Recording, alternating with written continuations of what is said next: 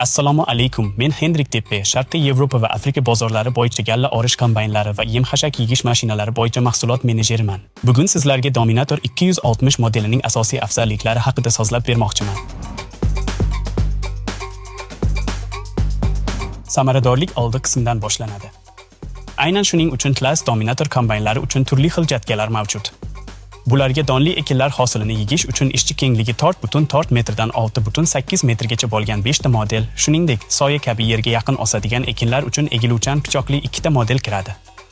Takliflar qatorini to'ldirish uchun Dominator kombaynini 6 qatorli makkajo'xori o'rgichi, Class Rovio bilan jihozlash ham mumkin. Class o'zining multitrop kombaynlari bilan mashhur, Dominator ham shular jumlasidandir. Dunyoning turli nuqtalarida ishlash hosil yig'im-terimining olg'a sharoitlarida orishiga sabab bo'lishi mumkin. Aynan shuning uchun ham Dominator kuchli gidravlik revers tizimi bilan jihozlangan.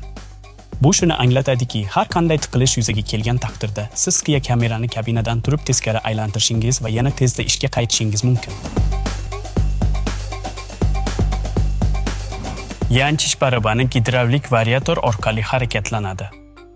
Bu yanchish barabani aylanish tezligini kabinadan turib har qanday ekin va sharoitga moslab sozlash imkonini beradi.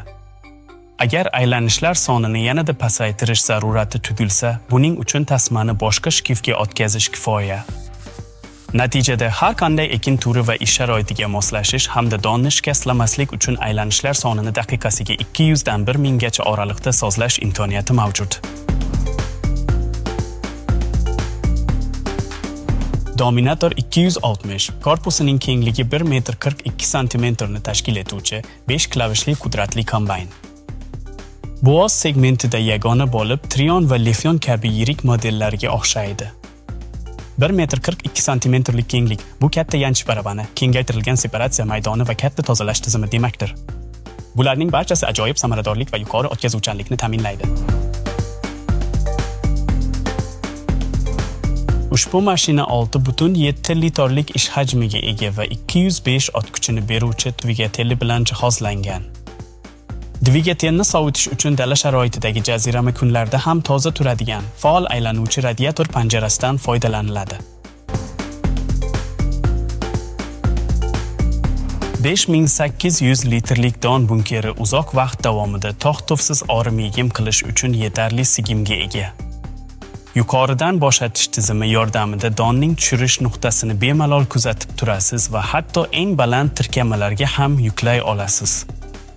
Sekundiga 90 litr bo'shatish tezligi yig'im-terimdagi qimmatli vaqtingizni isrof qilmaslik imkonini beradi. Kabina operatorning ikkinchi uyi. Kun bo'yi ish jarayonini nazorat qilish va samarali ishlash uchun u qulay bo'lishi lozim.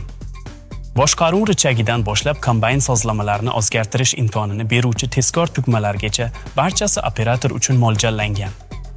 Richag yordamida siz harakatlanish tezligini va header funksiyalarini boshqarasiz.